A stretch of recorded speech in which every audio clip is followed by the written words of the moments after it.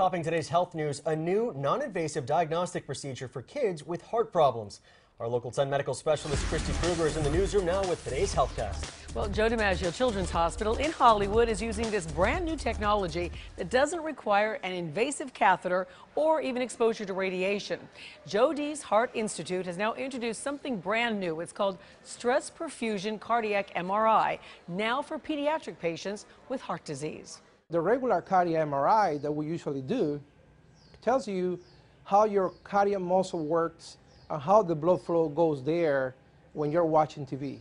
But this is another procedure that we add now, where we are able to see what happened with your heart when you're doing exercise, just laying down in this kind of machine. Simple stuff. So Dr. Lázaro Hernandez and his team are among the very first right here in South Florida to now use this brand new diagnostic tool. Also in today's HealthCast, a new and simpler way to identify childhood autism, which is, by the way, the fastest growing disability in the U.S.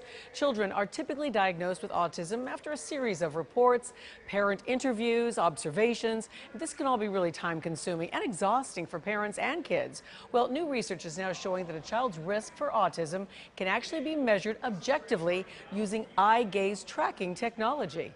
It's crucial to get the autism diagnosis as early as possible for a child, and we think that using remote eye tracking in the way that we've done in our research will allow us to identify kids earlier, and by identifying them earlier they'll be able to get into treatments faster, and ultimately their lives will be better. Much better prognosis. And coming up for you at 5 o'clock in our HealthCast, you're going to meet a little girl defying the odds. Instead of weeks in the hospital and having to get a heart and a lung transplant, her doctors found a really cool way to send her home and healthy in just 10 days. We'll show you that one coming up.